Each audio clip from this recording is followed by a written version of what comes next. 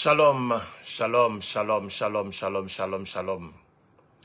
Bien-aimés de l'Éternel, demeurez bénis, soyez restaurés ce matin, soyez renouvelés, n'est-ce pas, par l'Esprit de Dieu, fidèle, ce Dieu-là qui nous aime tant et qui manifeste chaque jour cet amour-là pour nous, ses enfants. Que son nom soit élevé, que son nom soit magnifié dans nos vies. Bien-aimés, ce matin encore, nous nous retrouvons pour parler de la part de l'Éternel. Ce matin encore, nous allons donc échanger, nous allons donc encore aujourd'hui, je veux dire, partager sa parole, partager cet enseignement-là qui nous donne de pouvoir véritablement apprendre à marcher avec lui, apprendre à le connaître, apprendre à savoir ce qu'il convient de faire. Parce que c'est ça. La Bible déclare que deux hommes ne peuvent pas marcher ensemble sans s'être convenus au préalable. Deux personnes avant de pouvoir se mettre ensemble, n'est-ce pas? Ils décident, ils parlent, ils se mettent d'accord sur des principes et ils marchent ensemble. Quand on n'a pas fait ces choses, quand on n'a pas suivi cette étape, très souvent, il y a des clashs, très souvent, il y a des palabres et puis on finit par se séparer. Donc, il est important de connaître ce Dieu-là. Aujourd'hui, nous disons que longtemps, nous avons marché dans les ténèbres. Longtemps, nous avons été assujettis, n'est-ce pas, à des puissances ténébreuses.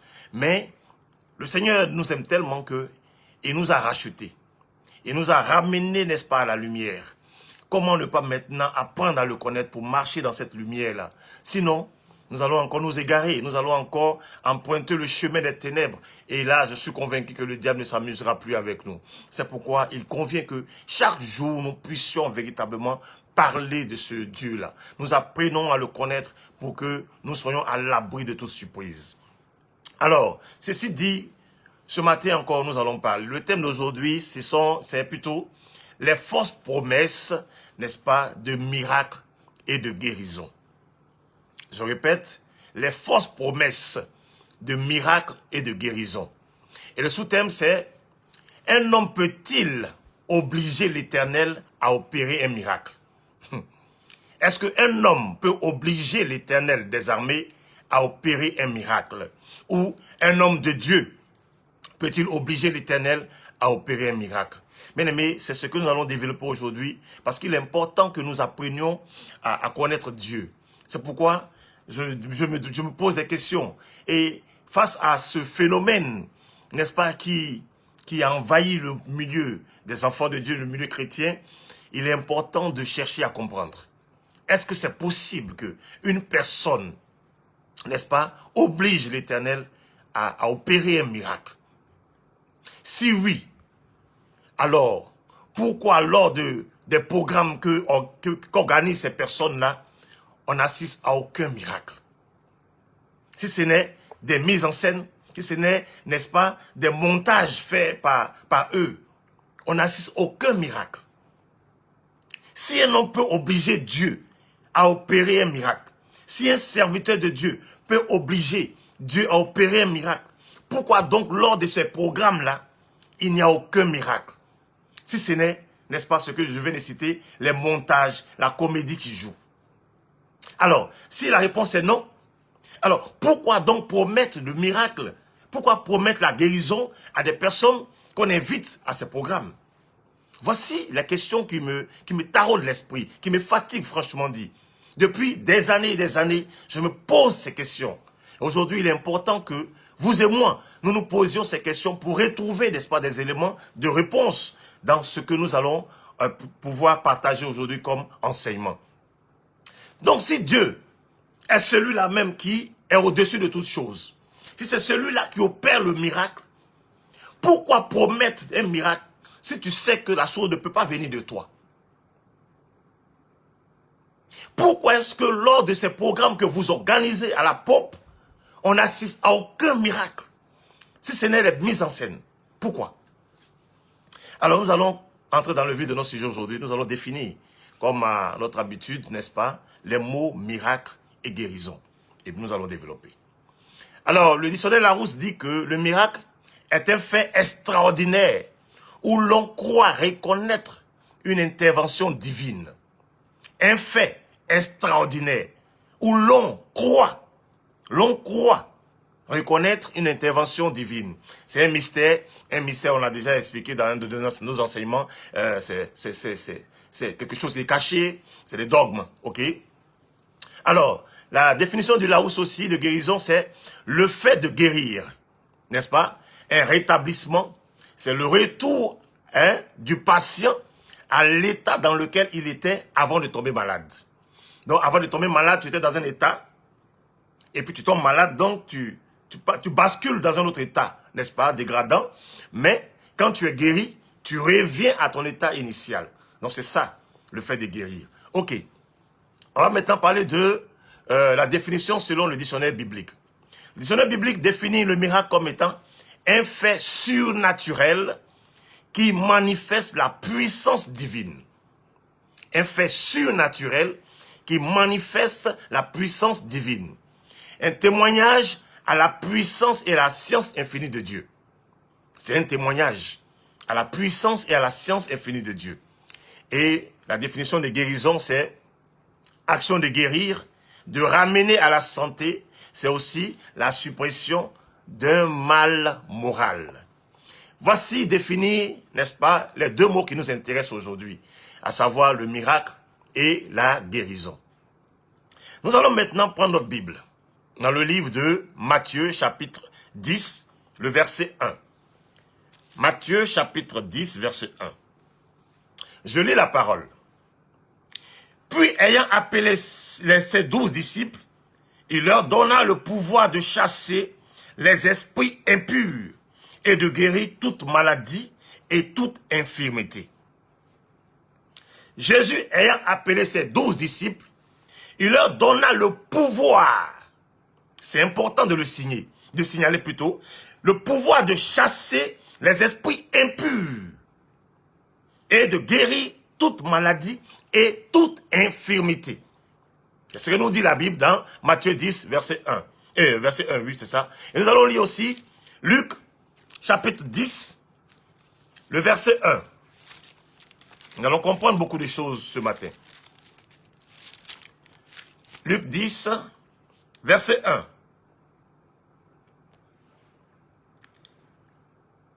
Après cela, le Seigneur désigna encore 70 autres disciples et les envoya 2 à 2 devant lui dans toutes les villes et dans tous les lieux où lui-même devait aller. Bien-aimés, l'œuvre dans laquelle nous nous sommes engagés est une œuvre noble. Elle est tellement grande que il est important de savoir beaucoup de choses. Sans quoi on devient un danger pour nos frères et pour nous-mêmes. Un véritable danger. Et c'est ce à quoi nous assistons aujourd'hui. Jésus-Christ, de son vivant, pendant qu'il était encore avec ses disciples, il appelle ses 12 dans un premier temps et ensuite dans ce verset, ce chapitre-là, il appelle les 70. Et il leur donne le pouvoir. Il leur donne le pouvoir. C'est quoi ce pouvoir-là? Quel était ce pouvoir-là? Parce que plus le temps nous allons lire, nous allons découvrir encore que ces mêmes personnes qui ont reçu ce pouvoir-là n'ont pas réussi à opérer un miracle, à guérir un malade. Pourquoi? C'est de ça qu'il est question. Quand tu n'as pas compris la chose de l'esprit, tu ne peux pas avancer. Nous retournons dans Matthieu chapitre 17. Nous allons lire les versets 14 à 21. Lorsqu'il fut arrivé près de la foule, un homme vint se jeter à genoux devant Jésus et dit, « Seigneur, aie pitié de mon fils, qui est lunatique et qui souffre cruellement. Il tombe souvent dans le feu et souvent dans l'eau. Je l'ai amené à tes disciples et ils n'ont pu le guérir. » Race incrédule et perverse, répondit Jésus. Jusqu'à quand serai-je avec vous? Jusqu'à quand vous supporterai-je? Amenez-le-moi ici. Jésus parla sévèrement au démon qui sortit de lui et l'enfant fut guéri à l'heure même. Alors les disciples s'approchèrent de Jésus et lui dire en particulier, pourquoi n'avons-nous pu chasser ce démon? C'est à cause de votre incrédulité. Leur dit Jésus, je vous le dis en vérité, si vous aviez de la foi comme un grain de sénévé, vous direz à cette montagne, transporte-toi d'ici et là, et elle se transporterait. Rien ne vous sera impossible. Mais cette sorte de démon ne sort que par la prière et par le jeûne. Bien-aimés, voici une chose. La première fois, ils reçoivent le pouvoir. Ils vont, ils accomplissent la mission. Ils reviennent, ils rendent témoignage même de ce qui s'est passé lors de cette mission-là. Amen. Mais, une seconde fois, ils n'arrivent pas à chasser un quelconque démon.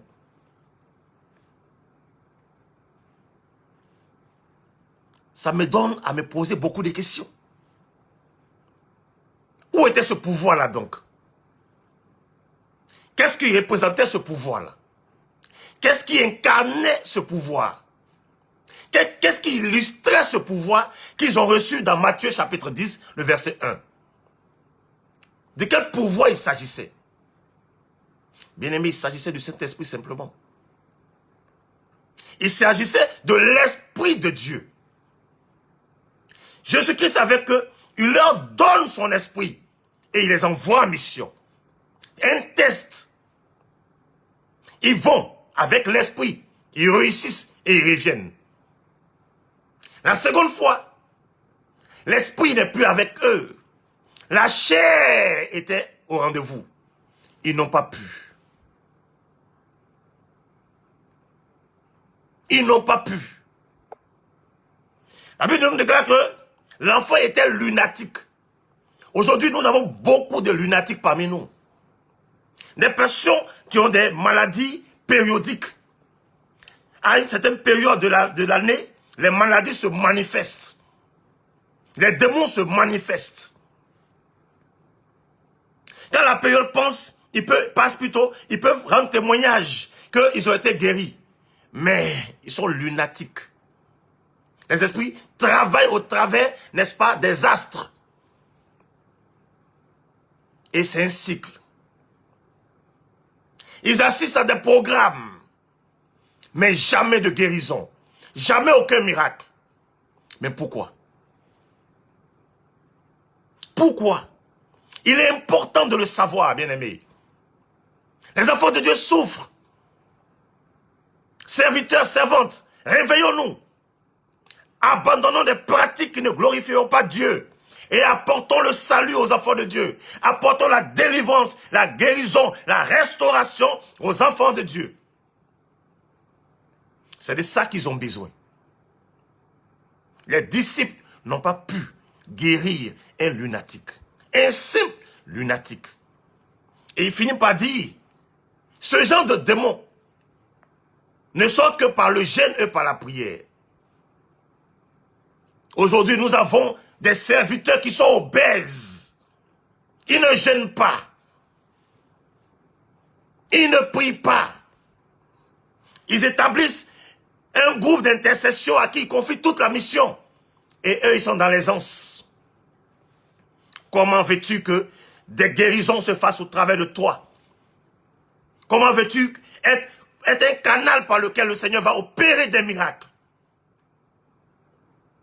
Non. Il est temps de se réveiller. Si tu es vraiment appelé à ce ministère-là, il est important que tu te réveilles.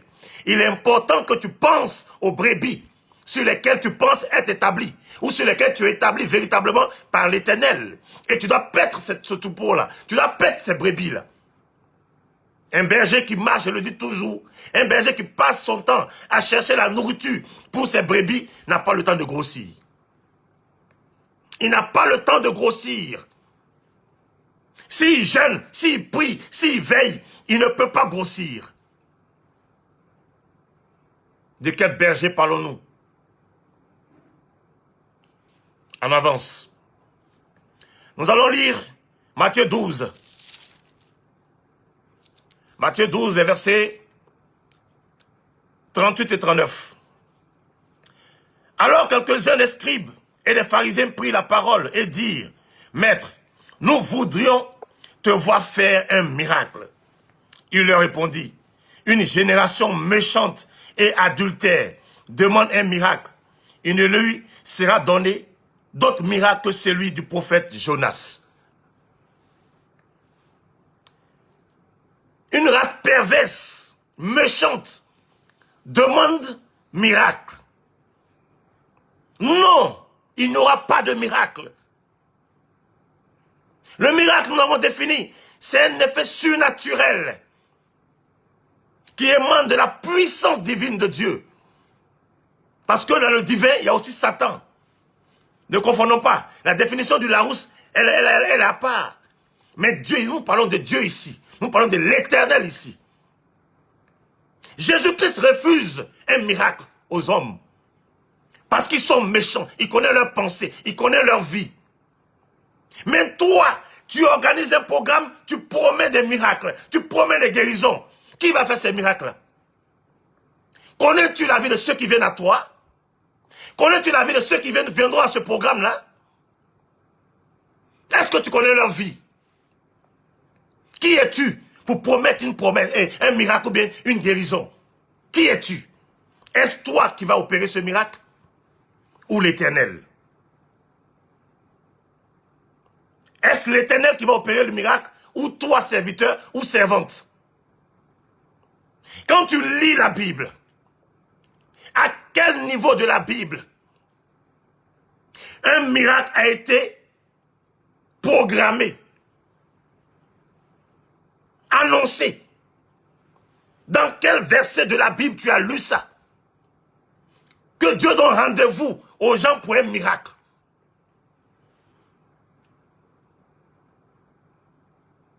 Un miracle, c'est quelque chose de surnaturel.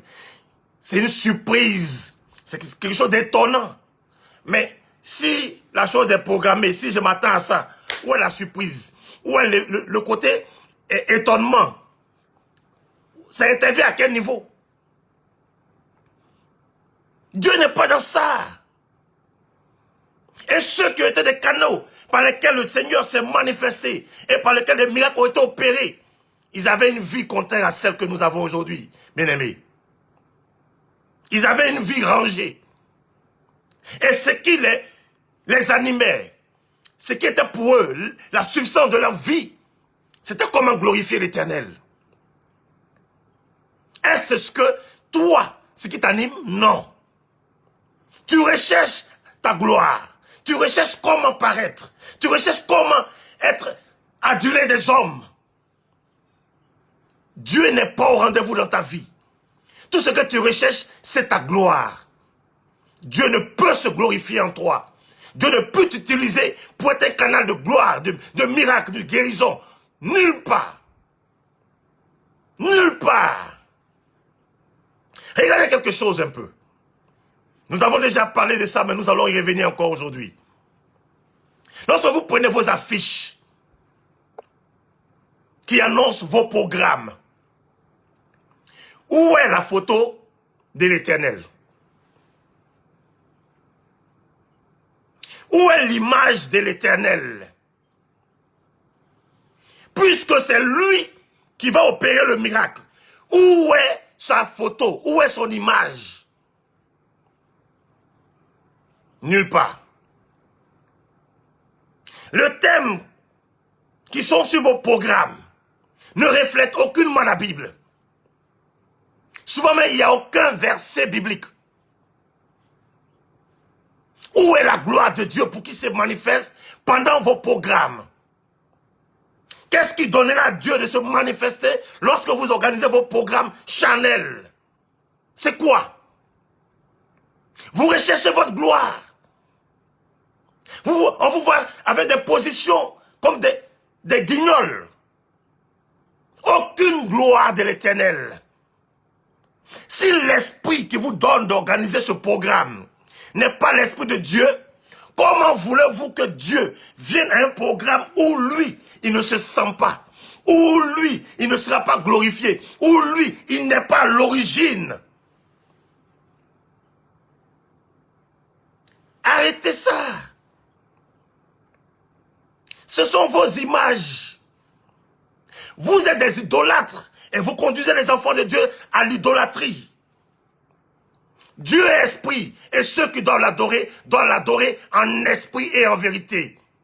C'est dans son esprit qu'on se représente Dieu. Ce n'est pas visuel. Donc on n'a pas besoin de voir ta photo. Ton image n'intéresse personne. Un programme, une affiche est une illustration, est un message. Mais de par le message, on ne voit même pas la gloire de Dieu. Un homme qui est éclairé comme moi, je ne viens pas à ce programme. Un homme qui est éclairé comme moi, je ne viens pas à ce programme. Parce que ce programme ne reflète pas la gloire de Dieu.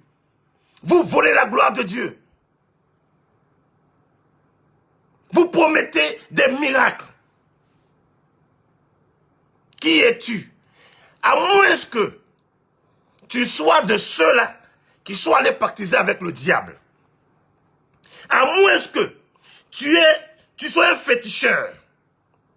À moins que tu pratiques la magie. Alors oui, ça c'est possible. Tu peux promettre la guérison aux gens. Parce que oui, la guérison, les miracles, même le diable les font. Le diable fait les miracles. On a vu en Égypte, lorsque, n'est-ce pas, Moïse opérait un miracle au travers de la puissance de Dieu, les dévins de Pharaon faisaient pareil. Le diable fait aussi des miracles. On vous voit partout là. Vous promettez des choses. Vous êtes des arnaqueurs. Des gens viennent dans des programmes. Vous leur promettez des choses. Mais rien excusez-moi, ne se produit. Vous êtes des arnaqueurs, des voleurs. On doit vous poursuivre pour cela. Les gens viennent tels qu'ils sont venus. Ils repartent tels qu'ils sont venus. Souvent même, ils repartent plus chargés que lorsqu'ils étaient venus au départ.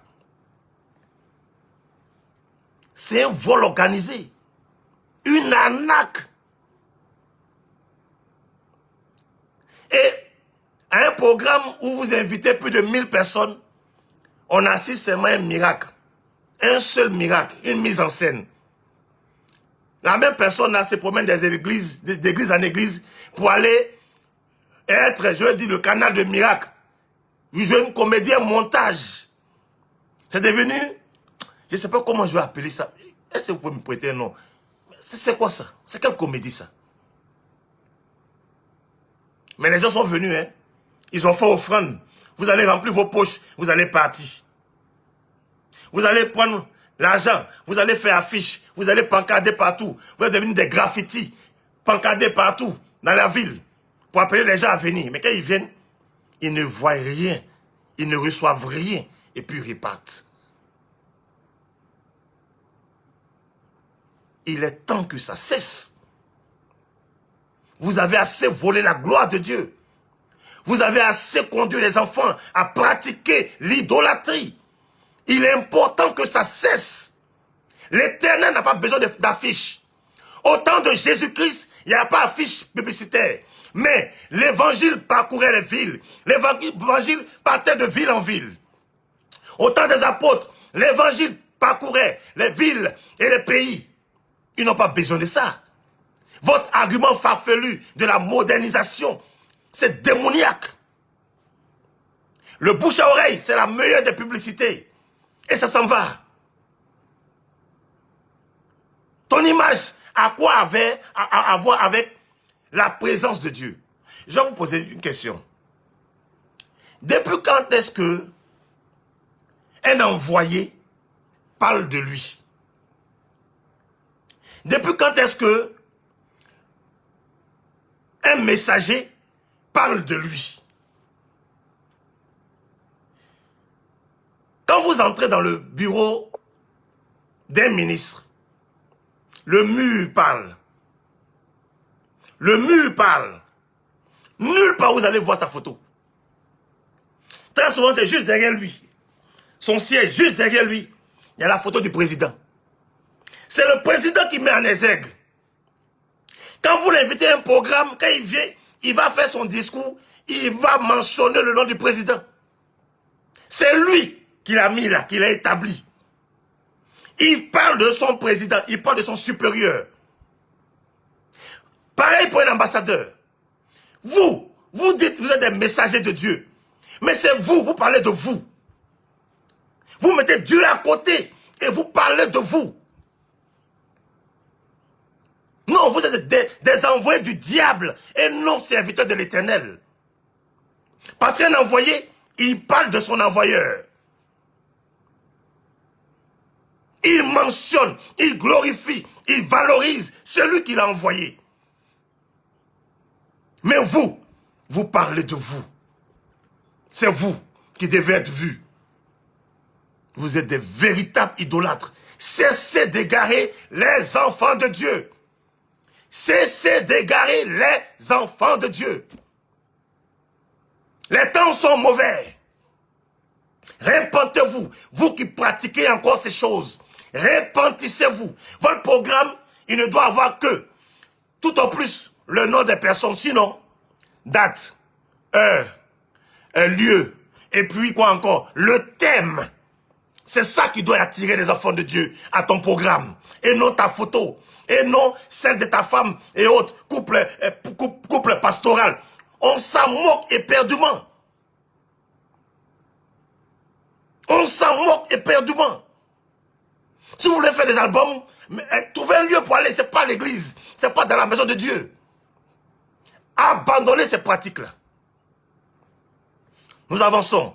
Alors, comme je le disais, vous ne connaissez pas la vie des gens et c'est vous qui les promotez, n'est-ce pas, miracles et autres.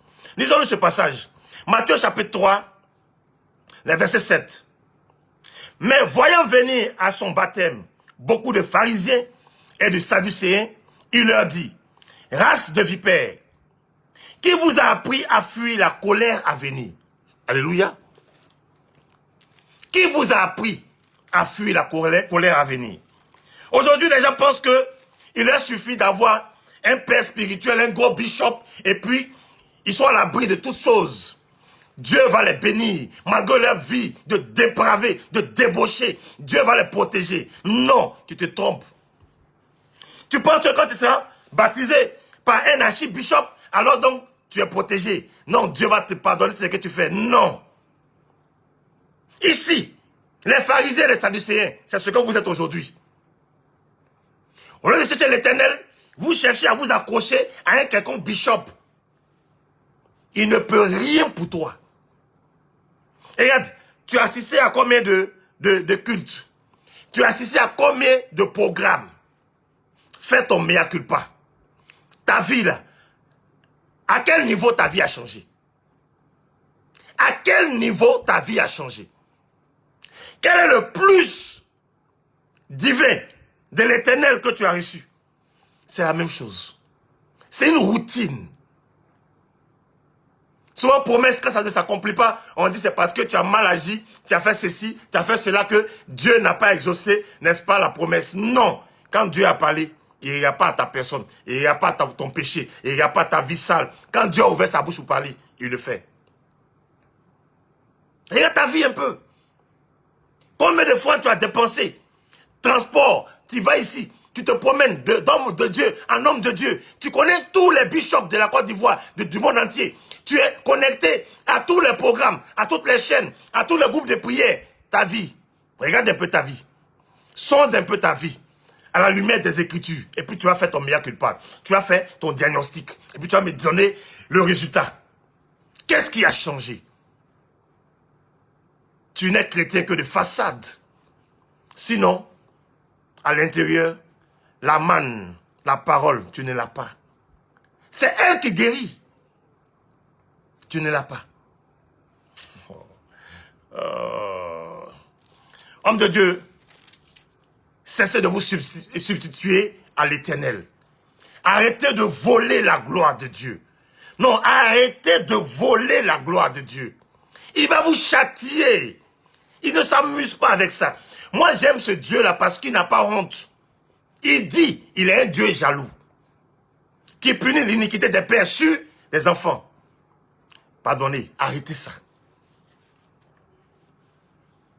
Alors, je vais parler donc à ceux-là. C'est vrai, aujourd'hui, il y a un réveil qui est né. Beaucoup de serviteurs sont révoltés. à la vue de ce que nous offrent certains hommes de Dieu, certaines femmes de Dieu. Ils sont révoltés, ils dénoncent, oui c'est vrai, on dénonce la magie, la pratique de la magie, on dénonce la pratique de ceci, de cela, oui c'est bon. Mais toi aussi cesse de voler la gloire de Dieu. Et sois apprends et humble. Les véritables adorateurs que le Père adore et préfère, c'est ceux-là qu'il adore en esprit et en vérité. Pas avec des graffitis, pas avec des images, pas avec des illustrations, n'est-ce pas, photographiques. Non, il n'a pas besoin de ça. C'est une idolâtrie. Elle est grave, elle est subtile, mais elle est grave. C'est une idolâtrie. Si tu ne peux pas représenter ton Dieu sur une affiche, alors laisse ta photo non plus. Ça n'a pas sa place là-bas. Sur l'affiche, ce qui doit figurer là, je l'ai déjà cité. Les choses importantes, le thème, la date, le lieu, et puis tout au plus le nom des orateurs. Mais sinon, ta photo, ça n'a pas sa place là-bas. Devant ton église, ta photo n'a pas sa place là-bas. Tu es un idolâtre. Aujourd'hui, j'ai mal parce que quand j'assiste à beaucoup de choses, j'ai mal pour les enfants de Dieu qui n'ont pas encore compris.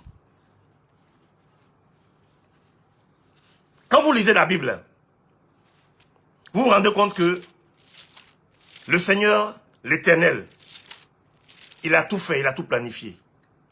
Et même Jésus-Christ, partout quand vous lirez la Bible, ou vous allez apprendre à lire la Bible, vous allez voir que quand il arrive quelque part, la première des choses qu'il fait, c'est de prêcher l'évangile. Il annonce la bonne nouvelle. Les miracles sont liés à lui. Les miracles sont liés à la parole de Dieu. Les miracles sont dans la parole de Dieu. Reçois d'abord la parole et ton miracle, tu le verras s'accomplir. Mais tu n'as pas la parole. Tu attends quel miracle? Tu espères quel miracle? Jésus-Christ nous a appris à enseigner la parole. Regardez, quand vous lisez les évangiles, Matthieu, Marc et autres, on va lire. Allons dans Matthieu 28. On va comprendre beaucoup de choses. Matthieu 28, n'est-ce pas? À partir du verset 18, il dit, Jésus s'étant approché, leur parla ainsi. Tout pouvoir m'a été donné dans le ciel et sur la terre. Allez, faites de toutes les nations des disciples, les baptisant au nom du Père, du Fils et du Saint-Esprit. Et enseignez-leur à obéir tout ce que je vous ai prescrit. Et voici, je suis avec vous tous les jours jusqu'à la fin du monde. Lors des missions que tu as reçues, que moi j'ai reçues, voici l'ordre des missions. Allez, faites quoi? Faites de toutes les nations là, des disciples, en leur prêchant l'évangile, en leur annonçant ce que Jésus-Christ nous a appris. Est-ce qu'il a mis en exergue le miracle ici? Est-ce qu'il a mis en exergue ici, n'est-ce pas, les guérisons? Non. Ces choses-là sont liées à la parole. Cherchez premièrement le royaume et la justice de Dieu. Et toutes choses vous seront données par-dessus. Allons dans Marc. On va lire Marc aussi. Marc chapitre 16, verset 15. Puis il leur dit, allez par tout le monde et prêchez la bonne nouvelle à toute la création. Celui qui croira et qui sera baptisé sera sauvé.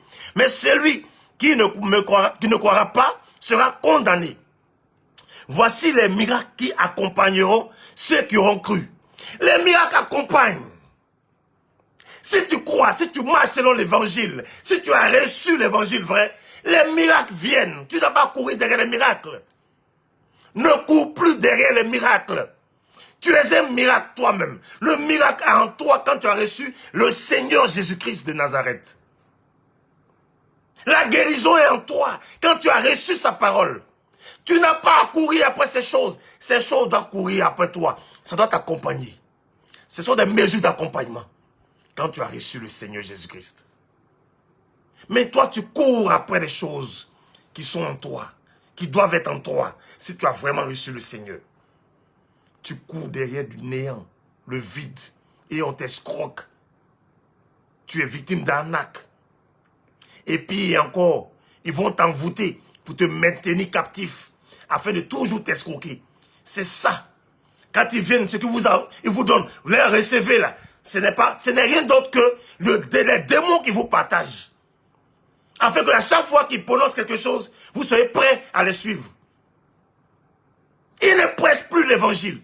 Ils n'annoncent plus la parole de Dieu. Miracle, localisation surnaturelle, du n'importe quoi. Prêchez l'évangile, annoncez l'évangile. C'est ce qu'on vous demande.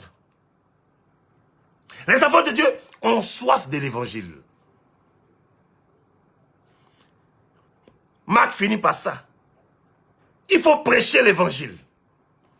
Allons dans Jean. Jean 21. Jean 21, on va lire à partir du verset 15. Ok? Après qu'il eut mangé, Jésus dit à Simon-Pierre, « Simon, fils de Jonas, m'aimes-tu plus que ne m'aiment ceux-ci » Il lui répondit, « Oui, Seigneur, tu sais que je t'aime. » Jésus lui dit, « Paie mes agneaux. » Il lui dit une deuxième fois, « Simon, fils de Jonas, m'aimes-tu » Pierre répondit, « Oui, Seigneur, tu sais que je t'aime. » Jésus lui dit, « Paie mes brebis. » Bien-aimé, c'est ça. Il faut paître le troupeau de Dieu. Mais ça se fait de quelle manière? Avec l'Esprit de Dieu, en annonçant la parole de Dieu. Et non en promettant des choses qui ne sont pas de ton chef. Si Dieu décide qu'il n'y aura pas de miracle, il n'y aura pas de miracle. C'est lui qui fait. Vous faites comme si Dieu c'est votre camarade, que vous l'avez dans votre poche. Partout où vous passez, il est avec vous. Vous dormez, il est avec vous. Quand vous dites net, il exauce. Non, arrêtez ça. Vous n'êtes pas surnaturel. Aïe. Lisons Jérémie.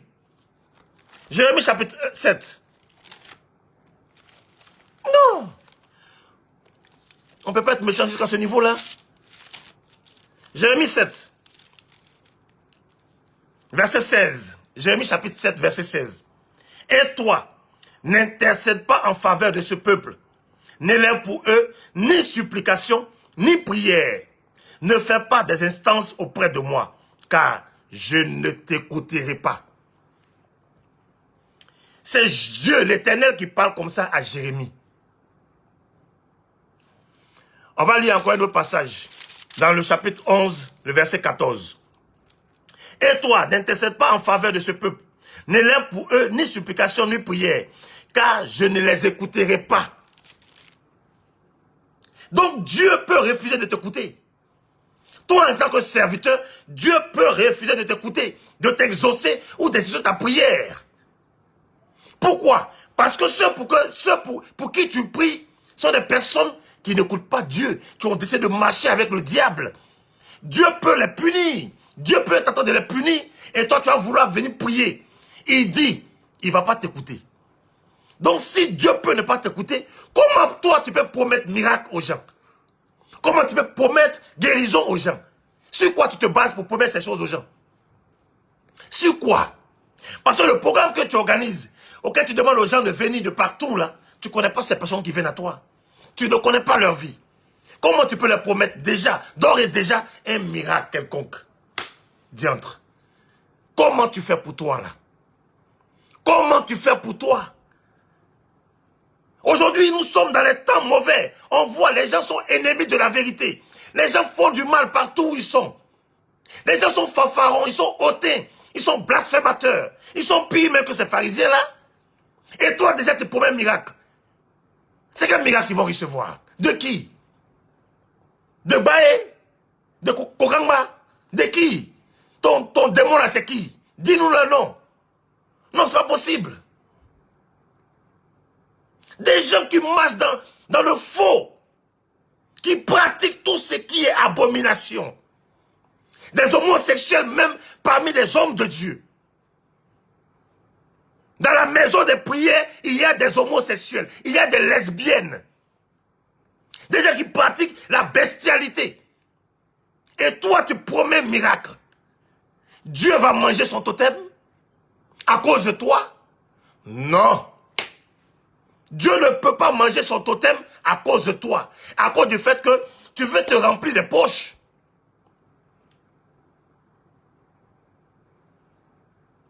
Dans tous les évangiles, il nous parle de la mission qui est d'annoncer l'évangile.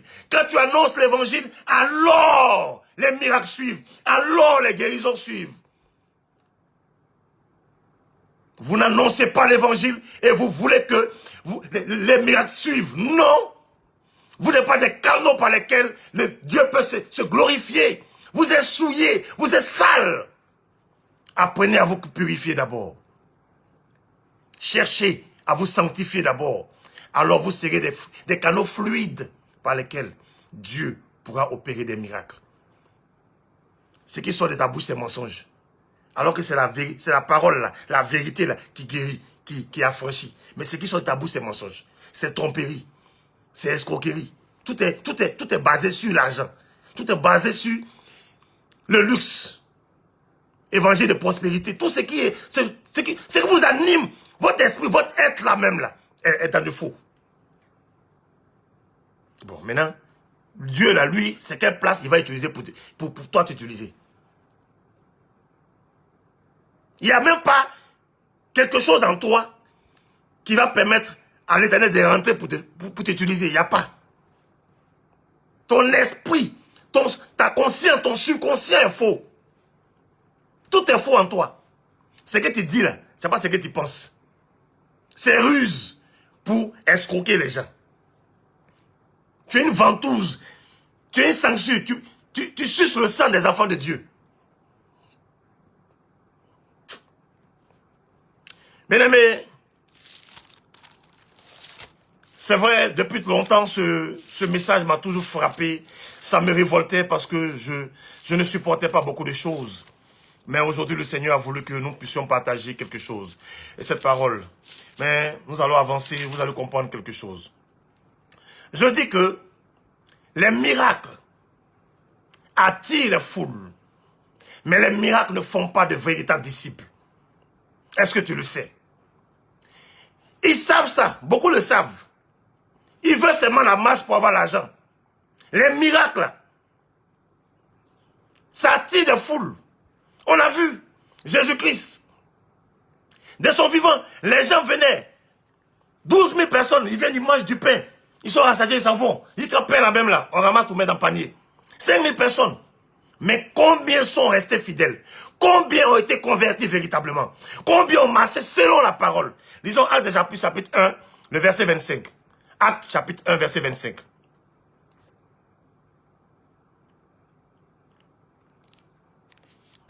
Verset 15 plutôt, excusez-moi. Verset 15.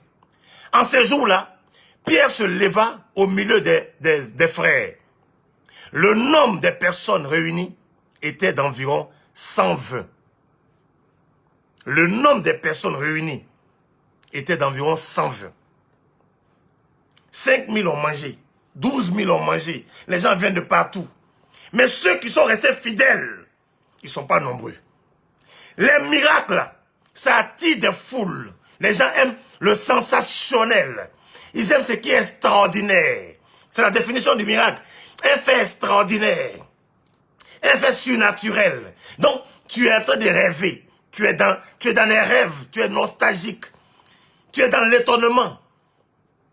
Tu ne ressors pas de ça. Pour chercher la vérité. Les miracles, ça ne convertit pas. C'est la parole qui fait des disciples. C'est la parole qui affranchit. C'est la parole qui libère. C'est la parole qui est la source de toutes choses.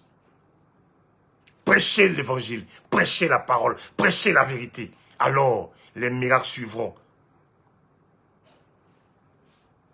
Les gens sont restés là, dans l'étonnement. Ils sont restés, les miracles les ont endormis, n'est-ce pas? Les miracles les épatent. Ils sont là, ils ne peuvent pas changer.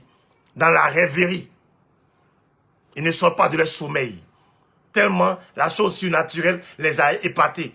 Mais la même chose surnaturelle, la même personne qui a été, si vous voulez, le canal de l'événement surnaturel. Donc, toi, tu as vu et puis tu es épaté là. La même personne a toujours mal là. On a vu cette femme là, qui se promène d'église en église, avec sa main extraordinairement, n'est-ce pas, rétrécie.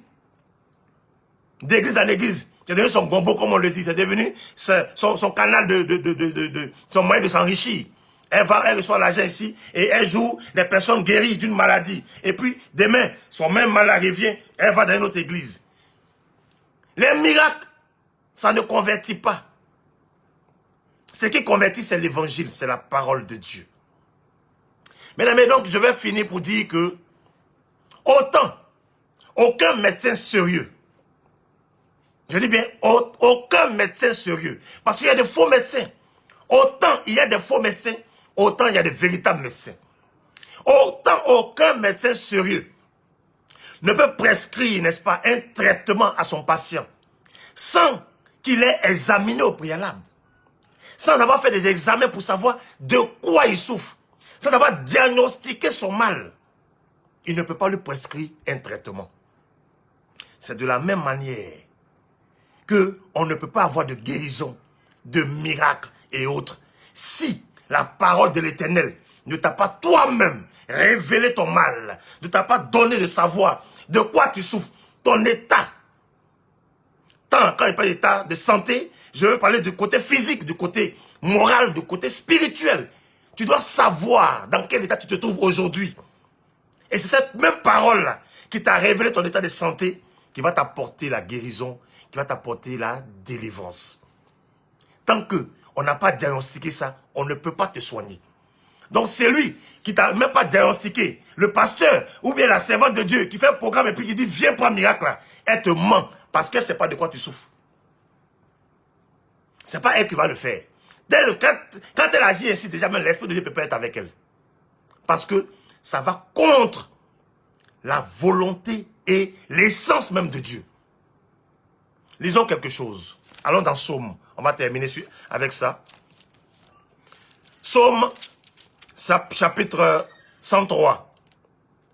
Verset 3, il dit, c'est lui qui pardonne toutes les iniquités, qui guérit toutes les maladies. C'est lui l'Éternel qui pardonne toutes les iniquités et qui guérit toute maladie. Tu penses, en étant camarade d'un bishop, toi, tu as caché tes bêtises là. Souvent même, vous ne voulez même pas qu'on parle de votre sale vie. Parce que c'est vous qui êtes le mécène de l'église. Vous donnez de l'argent. Donc, ce que vous faites qui est mauvais là, on ne parle pas de ça. Pasteur n'ose même pas parler de ça à l'église. Parce que sinon, c'est fini, il va guérir quoi. Somme encore. Somme 107, le verset 20. Il envoya sa parole et les guérit. Il les fit échapper de la fosse. Il envoya sa parole et les guérit. C'est la parole qui guérit, bien-aimé. C'est la parole qui est la source de tout miracle. Toute chose, c'est la parole. La parole, au commencement, elle était. Au commencement, elle était. Au commencement, elle était. Et elle a toujours été. Et elle sera la fin. C'est ça la parole. L'Esprit de Dieu. Je pense que, comme le Seigneur me le donne de vous le dire, vendredi, nous allons parler de la parole. Le thème de vendredi, ça sera la parole. On va décortiquer ce que c'est que la parole. Parce que les gens s'amusent avec la parole. Les gens ne connaissent pas ce que c'est que la parole. Ils disent des choses qu'ils ne connaissent même pas. Matthieu 8, verset 16. Matthieu 8, verset 16.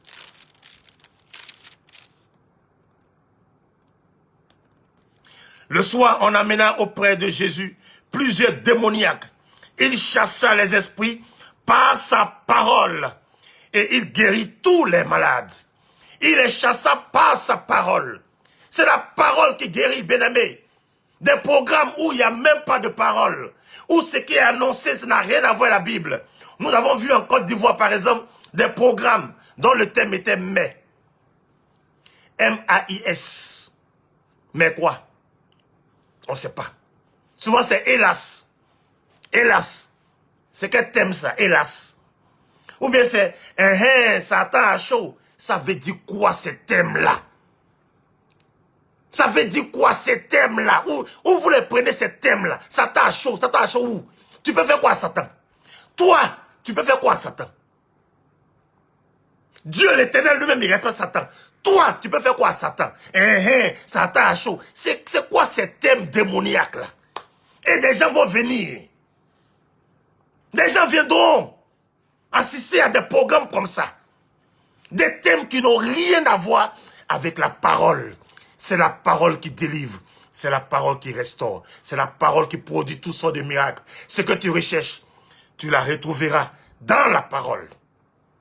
Je finis par dire que l'Éternel Elohim est souverain et jaloux. C'est lui seul.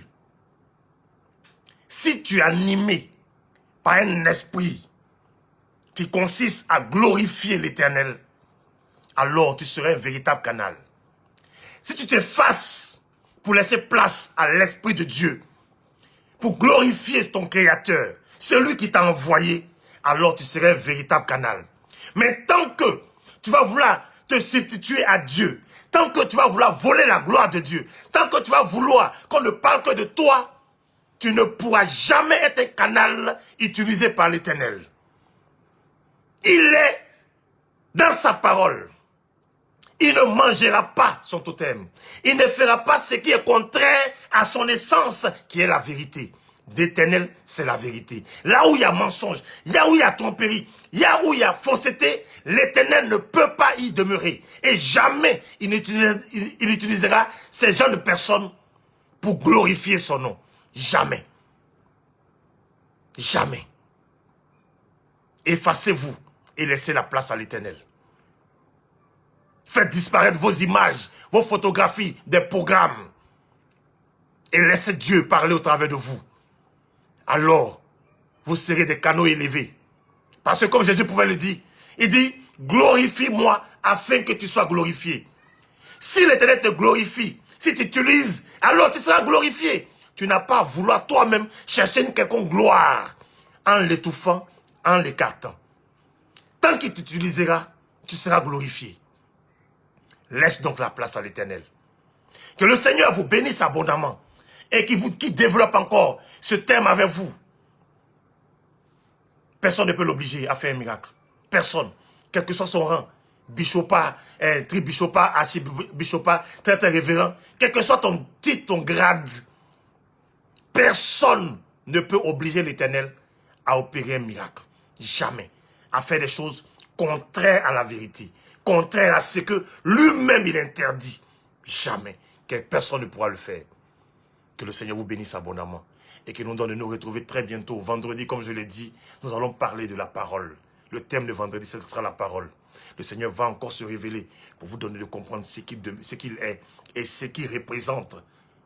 Que son nom soit glorifié dans vos vies au nom de Jésus-Christ. Amen.